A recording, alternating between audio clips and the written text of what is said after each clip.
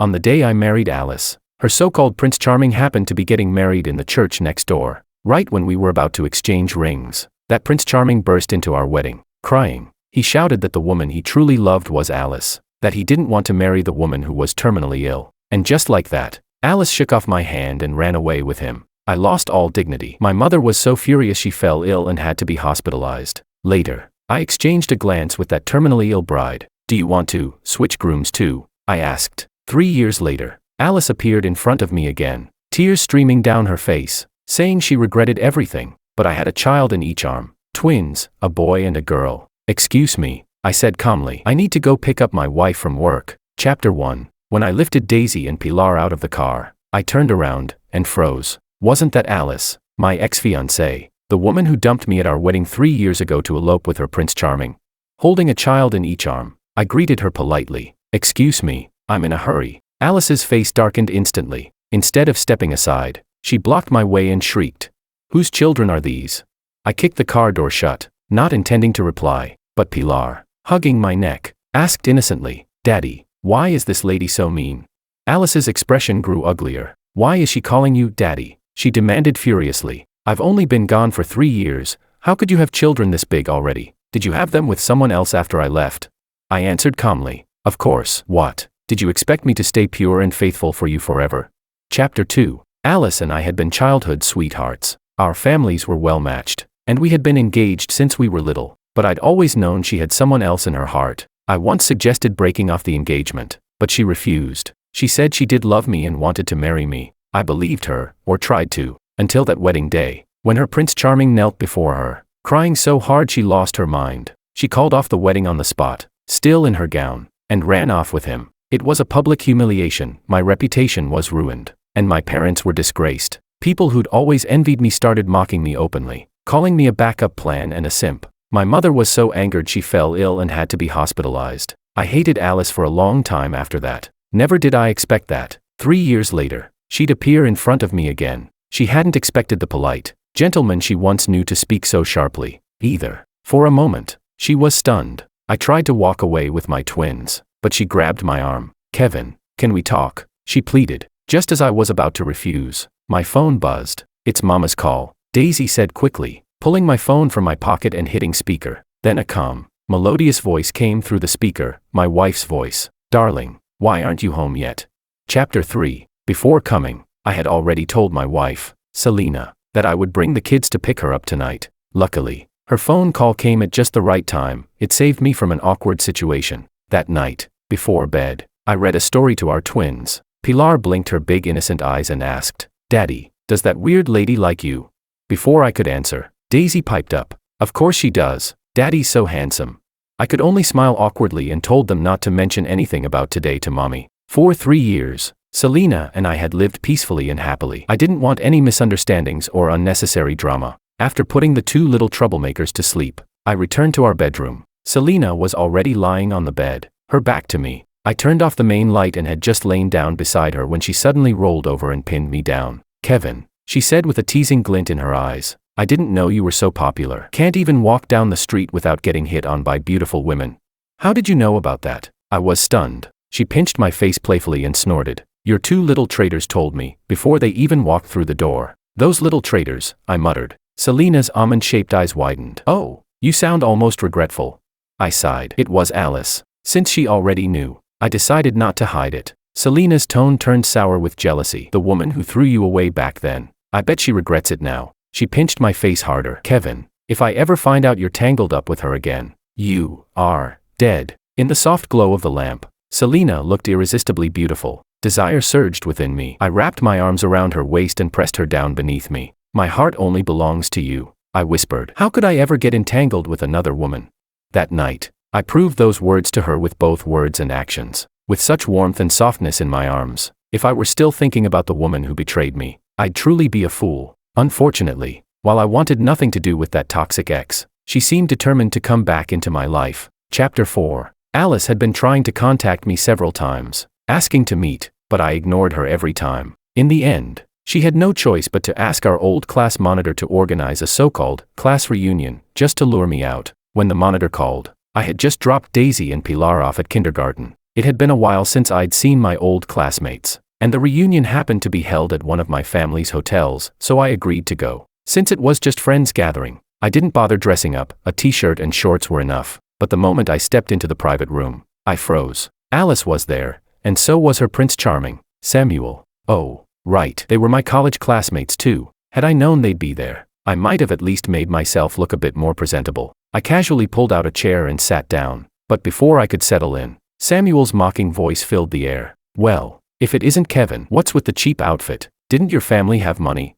That fake, condescending tone of his was exactly as I remembered. I didn't bother replying. He'd always been like this. I never understood what Alice saw in him. Alice and I had attended the same school since childhood. In college, she majored in Chinese literature, while I studied business management. I thought that once we both graduated, we'd naturally get married, just as our families had planned. But then Samuel appeared out of nowhere. He was also in the Chinese department, same class as Alice. He had a decent face, knew how to charm girls, and loved quoting classical poetry, the kind of thing that easily won hearts in a department full of women and short on men. He was the rare type everyone noticed, but he never accepted anyone's confession or dated anyone officially. He just toyed with their feelings, never saying yes, never saying no, eating from one bowl while staring at another. A total player. Rumor even had it he once got a girl pregnant, though no one knew if it was true. I always thought Alice, with her pride, would stay far away from a man like that. But no, she secretly adored him for years, treating him as her own Prince Charming. On the day of our wedding, Samuel burst into the ceremony, crying that he'd finally realized the truth, that he loved Alice, not his terminally ill fiancée. We were just about to exchange rings. I gripped Alice's hand tightly and whispered, "Everyone's here, both our families, all our friends. For the sake of everyone's dignity, whatever you need to say, wait until the ceremony is over." But Alice, spoiled and willful as ever, tore off the ring. "I'm sorry," she said coldly. "I can't marry you. The one I love is Samuel." Then she threw away my hand, grabbed Samuel's arm, and left, still wearing her pure white wedding gown. That image, her walking out of our wedding hall hand in hand with another man, is one I will never forget. Not because of longing, but because of humiliation. I, one of the most distinguished heirs in City A, was abandoned at my own wedding by the girl I'd grown up with. That kind of disgrace is something a man never forgets. Chapter 5. Seeing that I wasn't responding, Alice deliberately patted Samuel's arm and said, "Samuel, stop it. Don't be so harsh. Kevin's actually quite pitiful. I heard his family kicked him out, and he doesn't even have a job now. It's no wonder he's dressed so poorly. We shouldn't make fun of him." I blinked, momentarily confused. Where did she even get that story? Then I remembered. After the disaster at our wedding, my mother was so furious she suffered a heart attack and had to be hospitalized. My father, enraged and humiliated, kicked me out of the house, told me to get lost, reflect on my life, and not show my face again. He even fired me from the family company, saying I had to toughen up on my own, and that I shouldn't dream of inheriting the business unless I made something of myself. At that time, I really was down and out. "Oh, so that's how it was," Samuel said with a smug little smirk. He picked up a bottle of expensive red wine from the table, uncorked it, and poured himself a glass, letting the fragrance fill the room. "This is a special bottle I had a friend bring back from a winery in Australia," he said, swirling the glass. "Excellent stuff. Everyone should try some." Then he turned deliberately toward me. "Kevin, you too. I bet it's been years since you've tasted wine this good." Huh? Some people, when you ignore them, they insist on throwing themselves in your face begging for a slap. I turned to the waiter and murmured a few words. He nodded quickly and slipped out of the room. This hotel, after all, was mine. Well, to be precise, it was a gift from my wife, Selina. Back then, during the chaotic wedding day, there had been another ceremony taking place in the next ballroom, Selina's. Her groom was supposed to be Samuel. He had chased Selina obsessively for years, and the two had finally reached their wedding day. But Selina had always suspected that Samuel only wanted her for her money. So before the wedding, she told him she was terminally ill and wouldn't live long. She said she'd left only a small part of her family fortune to her parents for retirement, and donated the rest. Samuel panicked instantly, got cold feet and fled the ceremony. And where did he run? Straight into my wedding, crying and making a dramatic scene, confessing his love to Alice and dragging her away. After they left, I ran into Selina, still in her wedding dress, outside the banquet hall. For some reason, I looked her in the eye and asked, "Would you like to switch grooms?"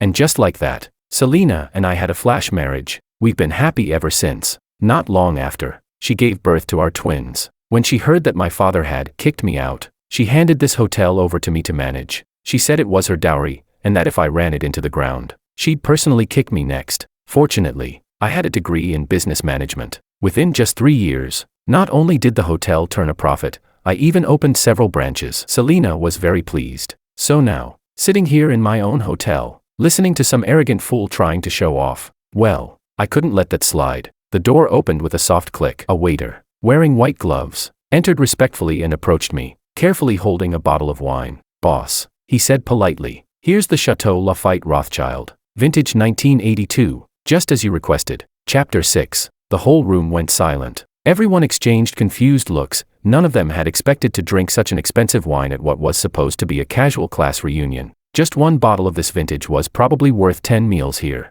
Samuel's eyelid twitched, and he gave a sarcastic laugh. "Boss? Him? What kind of boss could he be?" Alice chimed in incredulously. "Yeah, didn't you just say he didn't even have a job? Since when did he become a boss?"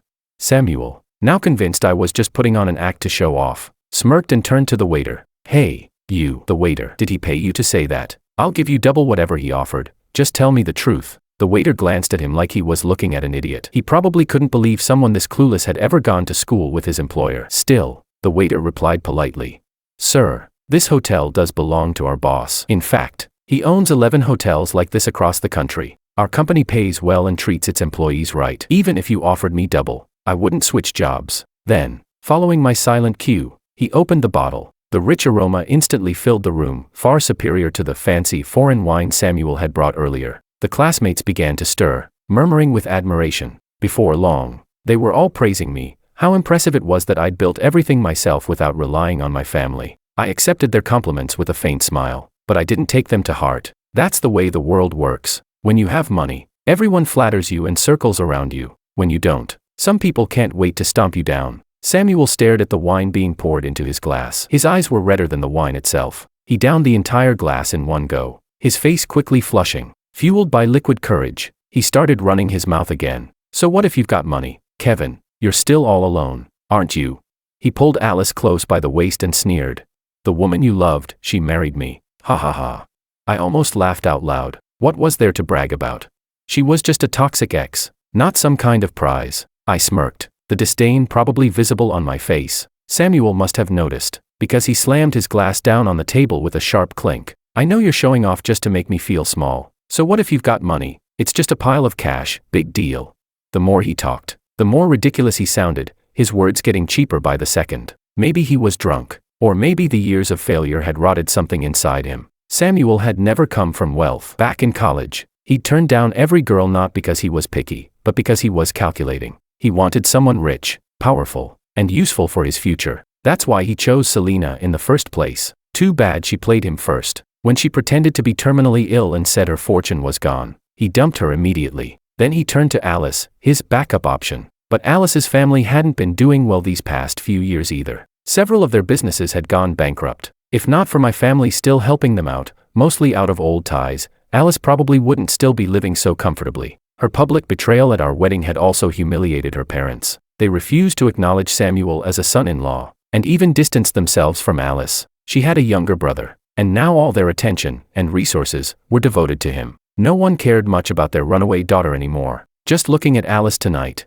I could tell the dress she wore was 3 years out of style, and her jewelry was clearly last season's collection. For a woman who grew up pampered and proud, that said everything. They hadn't been doing well, not at all. Without money, how could she afford anything new? I swirled the wine in my glass lazily, watching the crimson liquid catch the light. "I have 2 kids now," I said casually. "Hardly sounds like a lonely man to me." Then I gave Samuel a thin smile. "But you'd better keep an eye on your precious woman. Don't let her go chasing after another married man." Chapter 7. That one sentence made Samuel's face darken instantly. He turned sharply toward Alice and demanded coldly, "You went to see him, didn't you?" Alice jumped to her feet, panic flashing in her eyes. "I just remembered something. I have to go." Clearly, she was guilty, but Samuel wasn't about to let her off that easily. He took a few quick steps, grabbed her wrist, and snapped. "I'm talking to you. Why are you dodging me?" He jabbed a finger in my direction. "You still have feelings for him, don't you?" Alice's face twisted through a dozen emotions before she suddenly snapped. "Yes, I do. I still can't forget him, and I regret everything. So what?"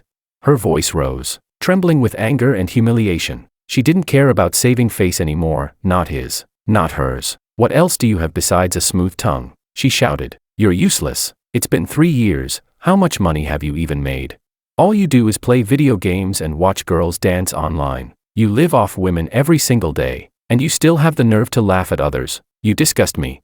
Samuel's face went pale, then red, then white again. Finally, he exploded. Oh yeah, then why did you crawl into my bed when you were still dating him? He roared. Alice's pupils contracted in shock. She lunged forward, trying to cover his mouth, but it was too late. The words were out. Nothing could undo them now. Both of them turned toward me at once, and just like that, the nausea hit me. So that loyal and pure, Alice had already cheated on me back then. All that talk about virtue, refusing even to let me hold her hand, while she was busy sleeping with another man. What a joke. This farce had turned into a spectacular implosion, both of them destroying each other in the process. Alice stormed out of the room, furious and humiliated, with Samuel chasing after her, shooting me a murderous glare as he left. When the door finally closed, the rest of the classmates just stared at one another, speechless. I exhaled slowly, picked up my glass, and smiled. Well, I said lightly, finally some peace and quiet. Let's drink. Chapter 8. After they left, the private room quickly returned to its lively chatter. I suddenly lost my appetite,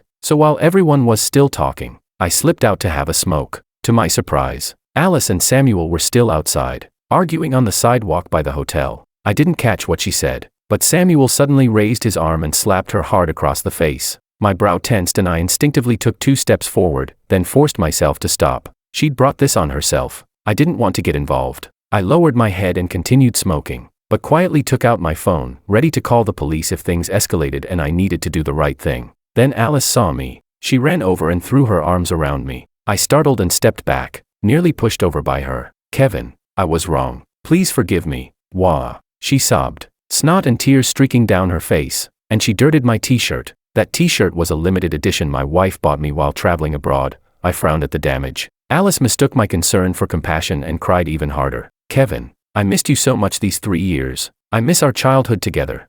It was my fault for being blind and falling for that trash Samuel. You saw it, he hit me. Wah.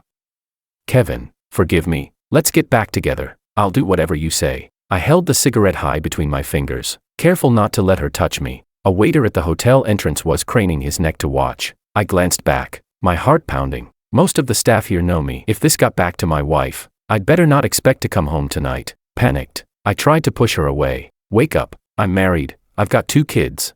But Alice clung to me like a piece of sticky rice cake. I don't believe it. Wah. You love me, I know you do.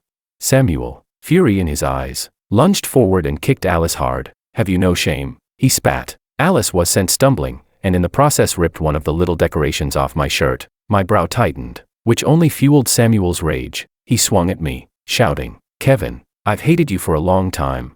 I tossed my cigarette away and grabbed his wrist. Same here. Old and new grudges combined. If I kept taking his abuse, I'd be a coward. I wound up and punched him square in the face. We traded blows and quickly became tangled in a scuffle. His fighting skills were amateurish compared to mine, so I had the upper hand, until a cold female voice rang out from nearby. Stop it. Chapter 9. When I heard who had spoken, I immediately released his wrist, but Samuel landed a punch on my face, and blood spilled from the corner of my mouth. I sucked in a breath from the pain. Selena walked up in 10-centimeter heels, her steps clicking sharply. Seeing me take a blow, she didn't hesitate. She slapped Samuel hard across the face. Samuel, furious, was about to strike back, but when he looked at Selena's enraged face he froze in shock. You're... Selena, you didn't. His eyes widened in disbelief and he couldn't finish the sentence. Selena sneered. Want to ask why I didn't die? Is that it? She raised an eyebrow. If I hadn't told you I was terminally ill back then, how would I have known whether your feelings for me were real or just for my money? You lied to me. Samuel's eyes filled with anger. You actually lied to me. Selena folded her arms and sized him up mockingly. I simply used his own trick against him. Didn't you do the same to me? You were with me for my family's money, weren't you?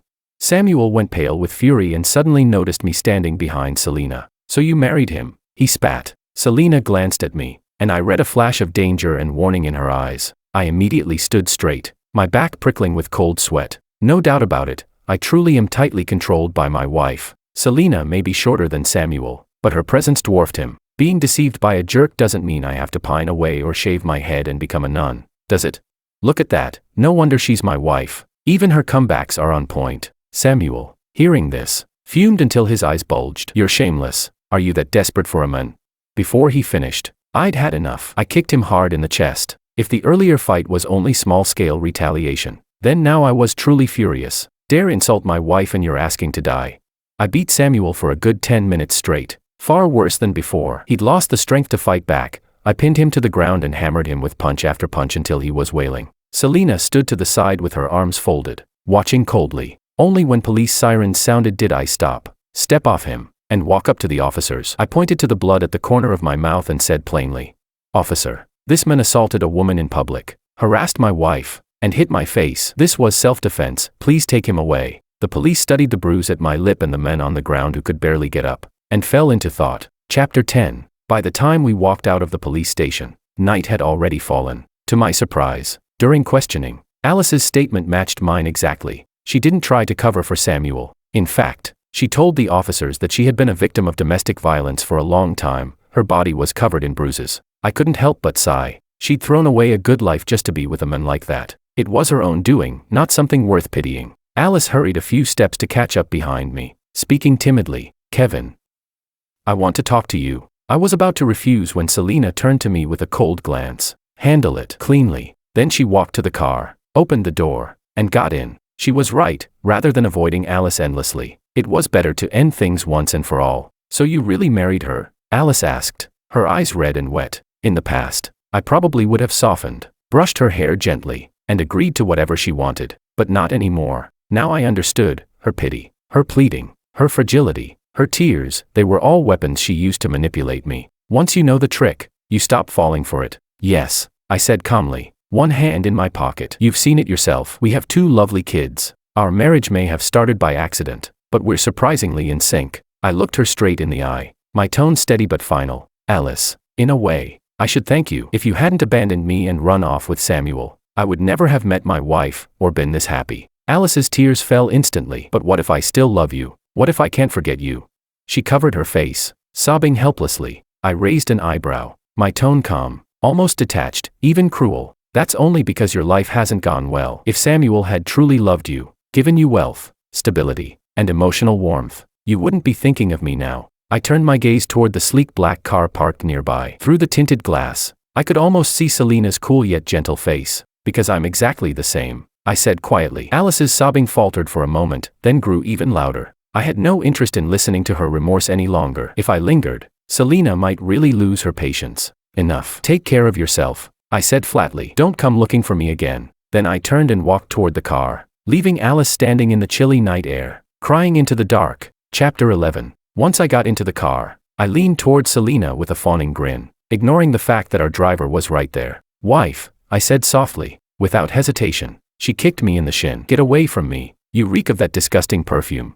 I raised my arm and sniffed helplessly. Well, that's what happens when you get smeared all over with a crying woman's tears and snot. What a waste of my limited edition t-shirt. I quickly pulled it off, rolled it into a ball, and stuffed it under my feet. Selena closed her eyes to rest, refusing to even look at me, feeling small, pitiful, and defeated. I shrank against the car door, not daring to provoke her further. But even with all my groveling, I was still locked out of the bedroom that night. As I trudged toward the study, pillow in hand, Daisy and Pilar peeked out from behind the bedroom door, whispering nosily, "Daddy, did you make Mommy mad again?" I forced a weak smile, trying to keep a shred of dignity. "No, Daddy just has work to do." The twins exchanged a look, then said in perfect unison, "Full of mischief. Daddy's lying. Bad boy." Then, with the sound of tiny slippers pattering against the floor, they ran off giggling. I sighed and lay down on the small bed in the study, hugging my pillow, wide awake and miserable. I don't know how much time passed before the door creaked open. In the silver glow of the moonlight, Selena entered, dressed in a white nightgown. My heart skipped a beat. I quickly sat up and greeted her eagerly. "Wife." She shot me a look, tossed a tube of ointment at me, and said curtly, "Apply the medicine." I knew it. She was all sharp tongue, soft heart. Seeing that she'd given me a chance to make amends, I caught her hand and said with a grin, "My hand hurts. Why don't you help me put it on?" Selena stared down at me, at my shameless, pleading expression, and finally gave an exasperated little laugh. "Let's see if you still dare to flirt around after this." "I'm innocent," I protested dramatically. She didn't bother arguing, just smeared the cold ointment directly on the cut at the corner of my mouth. Some of the bitter cream slipped into my mouth, making me wince and fall silent instantly. That night, between the quiet rustle of her tending my wounds and the unspoken glances we exchanged, The cold moonlight in the room slowly melted into something warm, tender, and full of love. Chapter 12. The last time I saw Alice was in the hospital. She was there for an abortion. She had finally broken up with Samuel, but before the breakup, she had accidentally gotten pregnant with his child. I saw her pale face as she leaned weakly against the wall and slowly sank onto a bench. My heart felt complicated. When she spotted me, she instinctively tried to avoid eye contact, but there was nowhere to hide. She forced a faint, fragile smile. What a coincidence. What are you doing here? I had one hand in my pocket and the other holding a thermos. My wife's about to give birth, I said evenly. I came to bring her some food. Her face turned even whiter. Neither of us spoke further. I raised an eyebrow slightly and walked past her. But just as I turned the corner, I heard a faint sob behind me. I sighed quietly. A moment later, an angry male voice shouted down the hall, "Alice, you think you can do this to me? You dare abort my child?" I turned back. Samuel had appeared, storming down the corridor. His face twisted with rage. He swung his briefcase and smashed it against Alice's head. She was already weak, and the blow knocked her to the ground instantly. The sharp corner of the case split her forehead open. Blood streamed down. Samuel didn't stop. "So that's it, huh? You think I'm too poor now? You forget how you crawled into my bed back then. You shameless bitch." He kept beating her, one blow after another. Alice curled up on the floor, shielding her head with trembling arms. Her sobs grew weaker and weaker. Gone was the arrogant, headstrong girl who used to look down on everyone. What remained was a broken woman, pitiful and small, like a stray dog in the rain. So this was what it meant to lose both love and dignity. Utterly tragic. I put the thermos down and was just about to rush forward when 2 security guards came running and pulled Samuel off her. As he was dragged away, 2 nurses carefully lifted Alice up. Only then did I breathe out a little. But when I turned to leave, my eyes caught a dark red stain on the floor, a large pool of blood where Alice had fallen. That's when I realized she hadn't gone through with the abortion yet. Samuel's violence had killed his own unborn child. I steadied myself, picked up the thermos, and returned to Selena's ward. She was sitting on the bed, reviewing documents. I walked over, covered her eyes with my hand, and sighed. "Still working? Don't you trust me to handle things?" Selena smiled faintly. "I just wanted to share some of your workload. You've already given me children. That's way harder than work," I said, placing the thermos on the nightstand and holding her hand gently. "You said you like kids, so I let you have your way this time. But this is it. 3's enough. No more after this." Selena leaned into my arms and nodded softly. "Okay." I told her what had happened with Alice. She sighed and said that Alice had probably been torn about whether to keep the baby. Even if she hated Samuel, the child carried her blood. She might not have had the heart to end it. But now it was too late. "Forget it," I murmured, brushing the thought aside. No need to ruin our mood. I let go of my wife, picked up the dictionary from the table, and smiled. "Come on, let's think of a name for our 3rd son."